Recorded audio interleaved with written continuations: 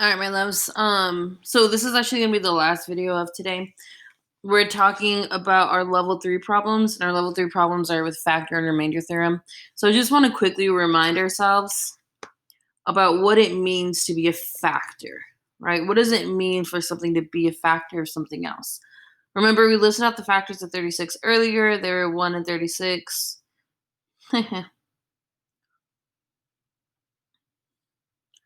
2 and 18, 3 and 12, Jesus. 4 and 9. Okay, let me just redo this. All right, hi, my love. So I want to remind us what it means for something to be a factor of something else. So just before this, we listed out the factors of 36, which were 1 and 36, 2 and 18, 3 and 12, 4 and 9, and then 6 and 6. And we know those are all factors because 1 times 36 is 36. 2 times 18 is 36. Same thing with 3 and 12, same thing with 4 and 9, and the same thing with 6 and 6. And what we need to ask ourselves is what happens if I take that 36 and I divide it by one of its factors? Let's say, for example, we divide by 2. Well, 2 goes into 36 18 times, and 18 is the other factor. So let's do another example. 36. This time I'm going to divide it by 9. And if you divide 36 by 9, you end up with 4, which was the other factor. So what that means is when I take something and divide by one of its factors, I get a remaining factor. The same is true about polynomials. So let's look at this one. I'm not going to factor that because it doesn't factor nicely. So you're like, oh crap, I can't really factor it. It wants me to factor it, right? Read the directions. It says completely factor. But we only know how to factor by grouping, and I wasn't very good at it, so I'm not going to do it. But the problem gives me extra information. The problem tells me that we know that x plus 1 is a factor. And what we just showed is if I divide this by one of its factors, I'll end up with another factor. So let's go ahead and actually do that division. All right. What I'm doing is I'm dividing my actual polynomial. In this case, that's x cubed minus x squared minus 37x minus 35. And I'm going to divide by the factor that we already know, which in this case is x plus 1. So remember when we're dividing, I'm going to do 3 because that's my exponent there. I'm going to go ahead and put x plus 1, and I'm going to set up my first box.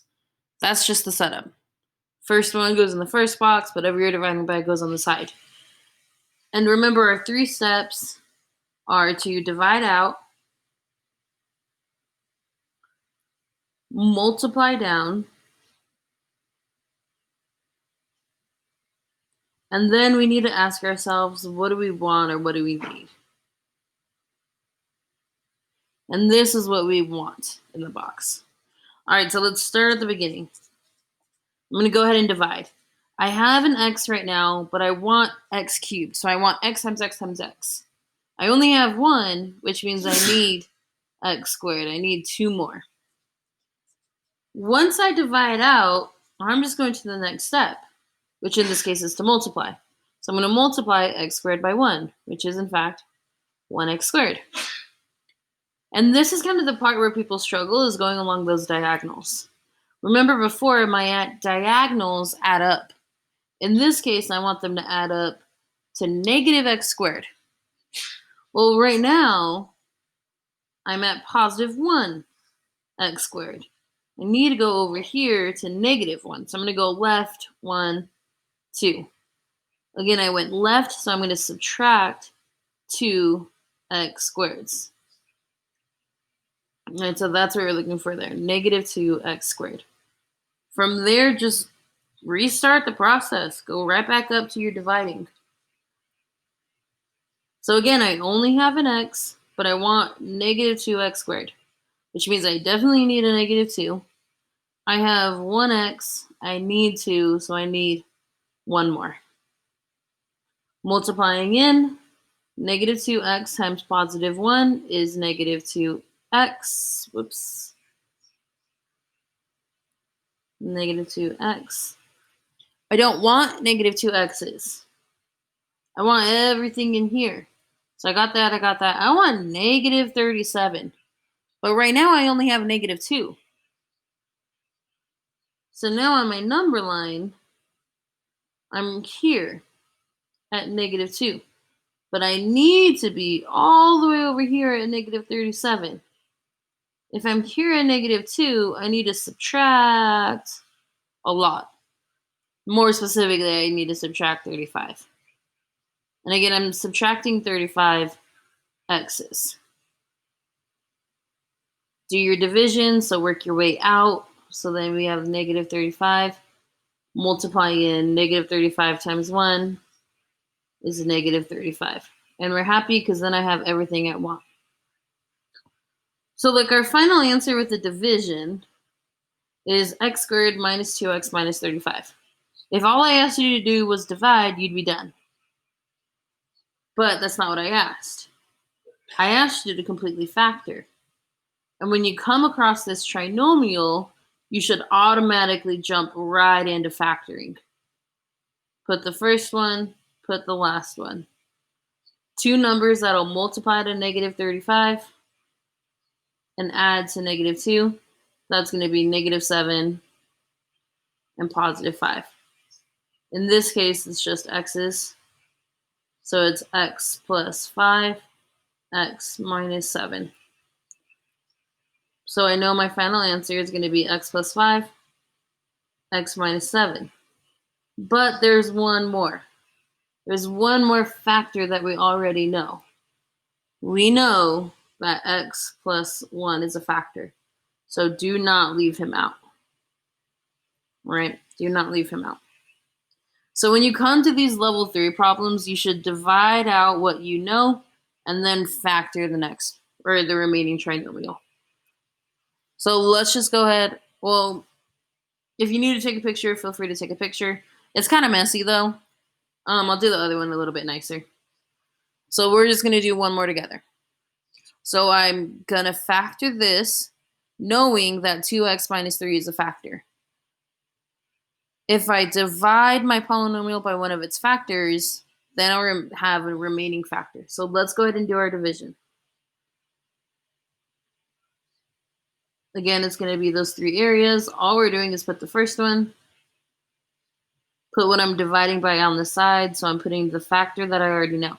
Honestly, at this point, if I were you, I would put that factor in my answer so I don't forget him. I know I'm going to have a couple more, but I would put that factor right in there so I make sure I don't forget him. Let's do our division. Again, the first thing we do is divide. So I want 2x cubed. Right now, all I have is 2x. So I'm good with my 2's, which is dope, but I only have 1x, which means I need x squared. I need 2 more x's there. After I divide, I'm going to multiply. I'm always multiplying down. What I mean by multiplying down is I'm taking this one up here and I'm multiplying by the one down here. So x squared times negative 3 is negative 3x squared. My next step, I need to ask myself, what do I need or what do I want? Right? I know I need all of this in the box. So far in my box, I have 2x cubed, which is dope. And then I have negative 3x squareds. So if I put my x squareds on a number line, I'm all the way over here at negative 3. But I need to be all the way over here at positive 13. Which means I definitely need 3 to at least get to 0. After those 3, I need 13 more. Which means I have a total of 13 plus 3, which is going to be positive 16. So I'm adding 16x squareds. Draw the number line. Draw the number line if it helps. If you're not sure where to go from there, draw the number line so I can at least see it on your paper and make sure I know what you're thinking when it comes to that assessment on Friday. After we do our third step, we're just going to go ahead and repeat. So now we're on a dividing step. I want 16x squared. I only have 2x. I need to multiply 2 by 8 to get 16. I have 1x. I need to multiply by another so that I get x squared. After I multiply, I'm going to go ahead and divide. After I divide, I'm going to go ahead and multiply. So 8x times negative 3 is negative 24x. I don't want negative 24x's. Right? This is everything I want. I have that. I have that. I want positive 6. So again, I'm all the way back here at negative 24. I need to be right here at positive 6. If I'm at negative 24, I need 24 to at least get to 0. And then I need an additional 6 more to get to that positive 6. So what we're really doing is positive 24 plus 6, which is going to be positive 30. Again, that's kind of the point where people mess up the most. So we have positive 30 there. Just repeating our division steps. We're going to go ahead and divide out. Oh, I made a mistake. It's positive 30x. Right? Do not forget that x. Positive 30x. Now my division is kind of easy because I want 30 x's. I already have an x. I just need to multiply that by positive 15. It's my dog. Multiplying positive 15 by negative 3, we get negative 45. And then we're halfway done. Because now with our quotient that we have up here, we're going to finish it off by factoring. Do not forget, that is not how you spell factor. Do not forget to factor. Again, all we're doing is factoring what we have there in yellow. At this point, the factoring should kind of be the easiest step. I'm looking for two numbers that multiply to 15 and add to 8.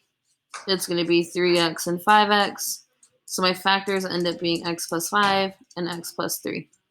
So here I'm going to put x plus 5 and x plus 3. If you need more practice on those, you're going to be doing it in the you're going to be doing it on the Desmos right now, and I think there's like 2 or 3 there. But also, I assigned that Khan Academy to you guys, and it's supposed to be due today. So if you haven't done that, it's like factoring polynomials by division. Make sure you get that done. Again, that's everything I need for you guys to be at a level 3. A level 4 is like the same math, just like an applied problem. So we're not actually going to go over level 4 together. You guys try out the level 4s as you feel fit. If you have questions on that, ask Miss Wilczek, ask me, send me an email. I'll be up by my phone so I can answer any emails. But that's pretty much it from me. You guys should be finishing up the rest of your Desmos activity right now. Good job today. Super proud of you guys.